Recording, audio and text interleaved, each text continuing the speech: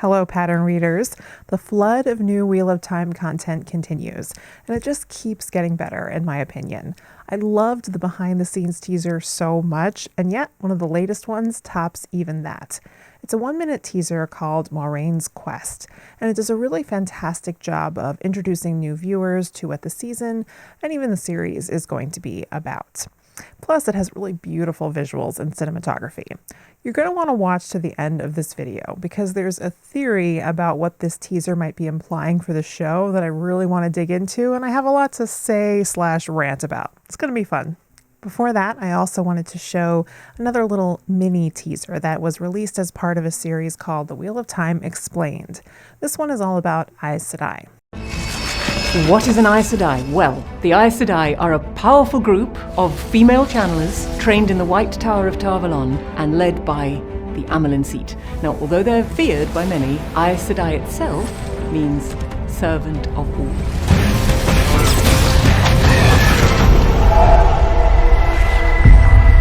So there are a couple interesting details in this, even though it's a very brief little spoiler-free introduction to the Aes Sedai. But I am going to save discussion of those details for later in this video when I will start to introduce some spoiler talk. Now let's jump right into breaking down Moiraine's quest. There is a Moiraine voiceover throughout the whole of this teaser, and this is a little different in that it very clearly does not sound like dialogue from the show. It sounds like voiceover, at least the majority of it does. So I see two possibilities. One is that it was recorded specifically for the teaser, and the other is that there will be some Moiraine voiceover in an episode or episodes, and it is lifted from that. Think Galadriel's voiceover at the beginning of the Fellowship of the Ring. Here's what the voiceover says. I am Moiraine Sedai. 20 years ago, I learned a secret, a vision of a baby being born, a baby who could change the world. In the last age, the Dark One was trapped by the last dragon at the cost of almost everything. 20 years ago, the last dragon was reborn. We don't know where or to whom. What I do know is that my mission is to find them, but we're running out of time. The Dark One is waking. His whispers are already in the backs of our minds. If I do not succeed, the earth itself will burn and the whole world will turn to darkness. There will be one who can stand against him. The dragon has been born again. Who is the Dragon Reborn? First, we have a truly gorgeous vista of a mountain range at sunrise. I just appreciate that they are including visuals like this to establish the world. It worked wonderfully in The Lord of the Rings, and I like seeing that here as well. We then get the now familiar scene of Moiraine walking into the wine spring and removing her hood. The next shot is of Rand, Perrin, and Mat sitting together at an outdoor table having a drink. Rand is looking at Perrin, and Perrin furrows his brow at Rand as if reacting to something Rand has said. Mat also looks at Rand and has his hand in his sleeve over his mouth, so he also looks concerned. There are other villagers conversing in the background. Rand is wearing this woolen sweater we saw him in one shot from the first trailer. Another thing that is jumping out at me is that Mat looks more poorly dressed than the others. We've seen this before in other costume shots, but this one, he's clearly in the Two Rivers. Nothing terrible seems to have happened yet, and we get a better view. I think this is more than just a lack of care on his part. I suspect that Mat and his family will be poorer than the others. This next shot of Moiraine is in an undetermined place with a dark and unclear background. Something about her expression suggests to me that she is more unguarded than we are used to seeing her, so perhaps she is alone. She is looking intently at something off screen. We have a shot of Moiraine and her horse Aldib, and then this shot of a hooded figure on horseback approaching the wine spring on a stormy night, which we've seen before. From this point forward, as I'm pointing out details of what we see in each shot, I am going to be getting into book spoilers. So this will have book spoilers for The Eye of the World and then some indirect spoilers for The Great Hunt. If you need to avoid those, then I recommend skipping the rest of this video. Watch the full teaser. Check out my other spoiler-free content, and I plan a lot more in the coming months, so subscribe. We saw this shot in the first trailer, and it was made to look like a merge roll, but I said after the Wine Spring Inn clip that I now suspect it is actually Lan, right before he and Moiraine first arrive. But I think there will be misdirection to make us think it could be a fade. We get two more shots from the first trailer, the dancing circles that look to be Beltane, and then the circle of shrouded bodies with Aes Sedai and warders standing among them that would seem to be mourning the deaths that occur when Loghain attempts to break free. This new shot of a rocky mountain slope is intriguing. As it pans over, we can see that there are two figures walking toward it. The voiceover at this point would suggest that this could have something to do with Dragonmount. However, what we see in these shots cannot be the main slope of the mountain. If anything, it would just be part of the base of it. Or maybe it is something completely unconnected. This little glimpse we have in the What is an Aes Sedai teaser shows part of Dragonmount, and it is clearly huge as it is described in the books. The only further speculation I can do is say that if these figures are some of our main characters, then this would likely occur after they are split in Shadar Logoth and before they reunite, most likely in Tar Valon. Yes, I am trying to say Tar Valon now, the way that Rosamund says it as Moiraine, even though I trained myself to say it the way the audiobooks and the glossaries have it, Tar Valon. We have another beautiful landscape of a rocky cliff outcrop looking over a mountain scene, and there's a lone figure on horseback. It's far enough away that I honestly have no idea who it is, beyond a guess. We could speculate about who we might see by themselves on horseback at some point. I could easily be wrong. It doesn't look like Moiraine, maybe Lan, just doing some scouting, but that's really just a guess. We have Moiraine walking through the two rivers, scanning the villagers. It is daytime and there seem to be unlit lanterns behind her. I suspect that this is the day of Beltane, the day after she arrives and before the Shadowspawn attack. The villagers glance at her as well, and they look curious, as of course they would be, but not exactly friendly or welcoming. This woman in red stands out to me for a couple of reasons. To some people, she looks like Helena Westerman, who is supposed to be playing a character called Layla Ibarra. She doesn't really look like that to me, but worth noting. The other reason she stands out is that her hair is unbraided. I'm fairly certain that this is the only woman we've seen so far in the Two Rivers with unbraided hair. For my part, again, I'm not convinced this is Helena Westerman, but I do think the most likely explanation for the hair is just that this is a woman still too young to have had her coming-of-age ceremony. In this shot, we can also see what looks like the peddler's wagon, and Padan Fain standing next to it with a customer in the background. So that's actually our first glimpse of him. We have another shot of a lone figure galloping on a horse through a plain this time with mountains ahead. We still can't make out who this is. They do have some kind of a long object they carry, and the cloak they wear is dark. So again, maybe Lan, but big question marks there. Then we have Moiraine galloping on Aldib through the woods, a shot from the teaser trailer as well. We see a close-up on Moraine's hand with her ring as she channels. This looks to be part of the scene that we have seen some of before when the Shadowspawn attack on the night of Beltane, based on the lights in the background. Next is a close-up on Moiraine, and her hair looks a little messier than it ordinarily is. She looks intently at someone or something. The background looks familiar as the cavern or similar structure where Logain is being held. We can recognize the torches in the background. Also, there is the top of a forehead here, and it looks like it might be Kareen or possibly Alana. At this point, I wanted to bring in a shot from the What is an Aes Sedai teaser. Here we can see Moiraine and Liandrin standing in that same cavern and channeling. And there's a third Aes Sedai getting up off the ground and starting to channel as well. And yep, that is Kareen. I am almost certain this shot will take place after the shots we've seen in the teaser trailer, where Logain breaks out of the cage and Kareen and Liandrin are thrown in the air. I had assumed, since we have also seen Kareen lying on the ground when Stepan attacks, that she was killed in that initial blast. This makes it seem like she survives that, but is killed later in some other way. I have said before that I think Liandrin will actually be responsible for her death, not Logain, but this leaves open different possibilities for how Liandrin might be involved. Going back to Moiraine's quest, this next shot really stands out. It is an overhead shot of many dead and bloody sheep, and they are arranged in an unusual pattern on the ground. It appears that Lan is walking among them. This is pretty disturbing to look at. I suspect it will be one of the signs that something is amiss in the Two Rivers before the true threat is revealed.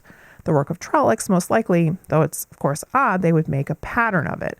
In a meta sense, it's clear why this pattern was chosen. It matches the dragon's fang. And it occurs to me that the pattern might also be at the direction of Padan Fain, to make it more obvious that it's not the work of some wild animal, and also there's an implied threat of the dragon's fang.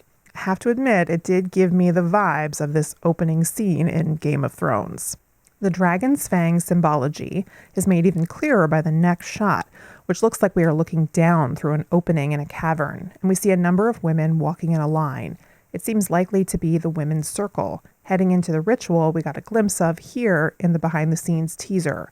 But the shape of the opening in the rock also matches the flame of Tar Valon, which is the counterpoint to the dragon's fang, together making up the ancient symbol of Aes Sedai. No accident, then, that it would be the women's circle we see, another link between their traditions and those of the White Tower. We get a shot of an empty street in Shadar Logoth, and then an interior shot in the city where we can just make out a moving, dark shape. Mashadar, or maybe Mordith, if they decide to include him as a character. Then Perrin sits bolt upright, waking from a dream. We really can't make out much from the background and wherever he is.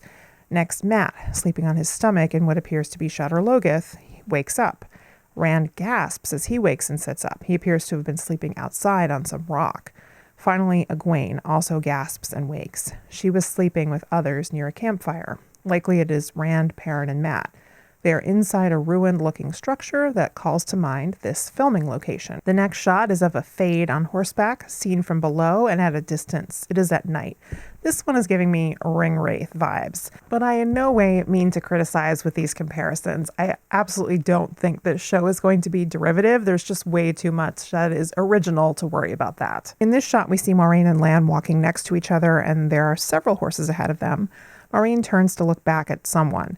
Then we get the familiar shot of Myrddraal Dan again, and then here we can see a fire burning amidst chairs and tables that have been toppled. There are lanterns hanging which are askew, and we see a weave of channeling coming off of the fire. This next one is a painful one. Egwene and her mother, Meryn, are in the midst of flames, and Egwene is crying. At the very least, it seems the Winespring Inn will be seriously burned. Rafe talks in the GQ article I referenced in my last video about building the Two Rivers only to burn it down in the first episode. Another possibility that occurs to me is, what if Bran al'Vir dies as one of the casualties in this attack? We almost certainly will see some character deaths, and Bran certainly seems like a character who doesn't really need to be kept around for later seasons. Just a thought, really. This next shot is just sparks, really, so it could be almost anything, but it did make me think of the vision Min has of the sparks that grow when our main characters are together. I don't think that's literally what we're seeing here, but the imagery just called that to mind. And then we have Rand in what looks to be a barn or hayloft blowing out the flame in a lantern, which makes me think of the flame and the void. These next shots in Shadar Logoth are so creepy. I love it. We can get a much better glimpse of what Mashadar will look like, and it really is effective. The way it spreads, the darkness of it. It's sort of a mix of fog and tar, but the way it moves so quickly makes it more disturbing. I absolutely love this shot of Rand and Egwene looking out over the ruined city. We then see Rand, Egwene, Perrin, and Mat all riding on their horses through the woods. And in the next shot, we see them on an overlook from behind. It looks like sunrise. Rand is the only one standing near the edge. Egwene is sitting on the ground a few paces behind him, and Perrin is behind her, sitting closest to the camera. At this point, the voiceover says, there will be one who can stand against him, and so it is fitting that Rand is the one standing. In this next shot, I can kind of barely make out what is happening. It looks like a muddy ground on the left. I can make out a leaf, and it sort of looks like blood is pouring over the screen to the right. This shot then morphs into a landscape with the darkness that spreads on a red background. The darkness becomes a line of trees and the red fades to a normal sky. This is either just evocative imagery, or maybe it's part of a dream, or both. In the landscape it resolves into, we can see a few figures near the bottom. It does look like Moiraine is being carried at this point. We then see Perrin on a stormy night in what might be his forge. He's just sort of walking slowly, but this does appear ominous. The next shot is of a bloody hand. We don't know who it belongs to, but it does call to mind a leaked image of Mat and Rand from long ago. So that makes me think it is Mat's hand. We can see Egwene running among carts with fire in the background. And then this really chilling shot of Mashadar killing a horse in Shadar Logoth. This poor horse. I wonder whose it will be. Not Bella and not Aldib from the looks of it. I certainly hope not Mandarb. My guess is either Rand or Mat or Perrin's horse. We then have a few quick flashes of shots we saw in the trailer. Egwene running in Shadar Logoth, Moiraine channeling, and then Lan fighting during the Trolloc attack. And then, with the words, "Who is the Dragon Reborn?" we get quick flashes of Egwene, Rand, Mat, and Perrin. All four of them look sad or grim. They seem to be in the aftermath of the Shadow Spawn attack, surrounded by ashes and the dead. The teaser then ends with the Wheel of Time logo. So the last thing in relationship to this teaser that I really want to get into is kind of huge, so gird your loins. It is very strongly implied by this teaser that Moiraine will be considering 4 candidates for the Dragon Reborn: Rand, Perrin, Mat, and Egwene. We see all 4 of them startle awake from a dream. So maybe all 4 of them have dreams of Ba'alzamon, as only the 3 guys did in the book.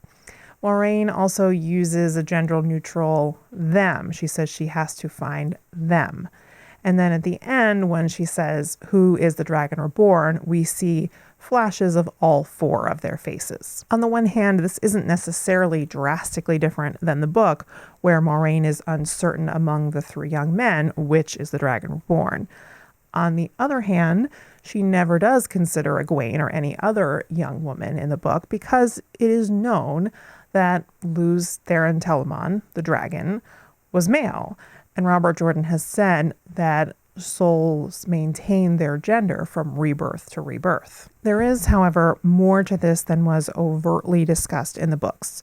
For starters, Robert Jordan did affirm in interviews that the dragon was always male. He also said in interviews that there have been champions of the light at some point in the turning of the wheel that were not the dragon. So, in other words, not the same soul who is Lews Therin Telamon and Rand al'Thor. So if a different soul had been chosen to be the champion of the light, it could be anyone of any gender. To be fair, I do think that is different than saying the dragon has been reborn. That implies that it is Lews Therin's soul who has been reborn and would therefore presumably be someone who is male. There's one other example from the books that is relevant to this discussion. I am going to be vague about it because I do want to avoid giving specific spoilers. But if you're familiar with it, you'll know what I'm talking about.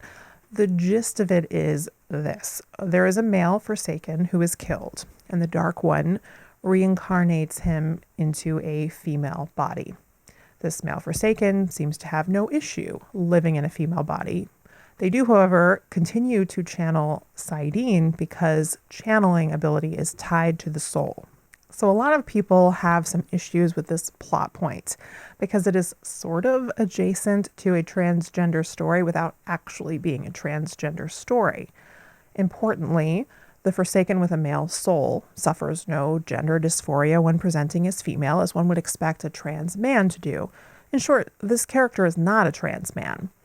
But we can also potentially extrapolate from this example to question whether the books are saying that having gender be mismatched between soul and body is a sort of abomination of the Dark One only. I don't happen to believe it has to be interpreted that way.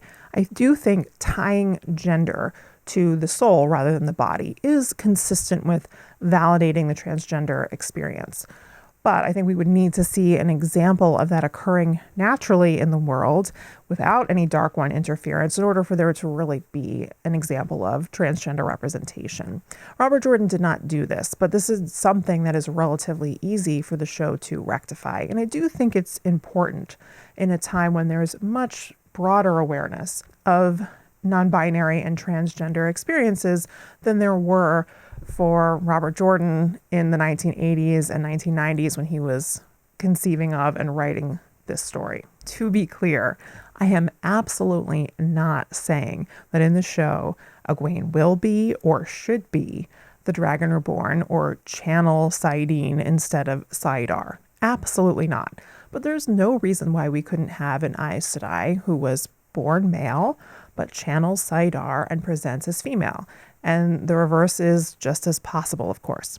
So if such occurrences were known and understood, then Moiraine might not be able to be as certain that the dragon would be reborn in a male body, even though, of course, his soul would still be male and he would still channel saidin. So she might not be able to immediately rule out a candidate in a female body. Some people seem really upset at the idea that Egwene might be the dragon in the show. I sincerely hope that most of these people are trolling because that idea is ridiculous. Egwene is not going to be the dragon. I feel very comfortable in saying that with absolute certainty. Likewise, Mat and Perrin aren't going to be the dragon either. There's really absolutely no reason to even consider any of those possibilities. They all already have their own important stories. It's really an essential theme, actually, that a lot of people are important, not just one. So again, no, Egwene is not the dragon. More people seem upset at the idea that Egwene might even be considered as a candidate. To that I have several things to say. First of all, we really have no idea how misleading this teaser might be. Egwene might not be given any sort of serious consideration as a candidate. Moiraine might just let everyone think that she's considering Egwene because she has interest in her for other reasons. Maybe Moiraine doesn't completely rule her out at first for the reasons I've just discussed. But that is different than the show making a serious case for Egwene. And maybe Egwene will be ta'veren as well, and that would be something that Moiraine wouldn't be able to ignore. Some people also don't like that idea. The argument seems to be that having Egwene be ta'veren would rob her of some of the agency she has for her accomplishments in the series. I'm not buying this. No one is out there arguing that Rand and Mat and Perrin don't actually accomplish anything in the series because they are ta'veren. So if they can still take credit for their accomplishments, then Egwene could too. We don't need to have different standards for male and female characters. We can still explore the idea of how all of these characters maintain some agency within the pull of the pattern. Another argument is that Egwene stands out as the one character to actively decide to leave the Two Rivers and to choose to try and be something more than what she was born into, and that she would lose this distinction if she were to be made ta'veren. I disagree here as well. I think that difference is due to Egwene's personality, and that whether she is ta'veren or not, she would still be the one who would actively accept and pursue a life outside of the Two Rivers. That does not have to change. I see no serious reason not to include Egwene in the misdirection the show will include to try to create a legitimate mystery out of who is the Dragon Reborn. I've said before that this really is not a mystery in the eye of the world, but the show presents an irresistible opportunity to really explore that, and I think it could be a really good hook for new viewers. I, for one, am here for that. I hope we can all be willing to look at challenging topics in adaptation more deeply like this, rather than just stopping at that knee-jerk reaction of, oh, it's not the way it was in the books, it must be bad. And definitely wait to see how something plays out before writing something off. Okay, getting off my soapbox now. I'd love to hear your thoughts as well, so leave me a comment, like and share the video if you enjoyed it. Check me out on Patreon, and most importantly, subscribe. And don't forget to gird those loins, my friends.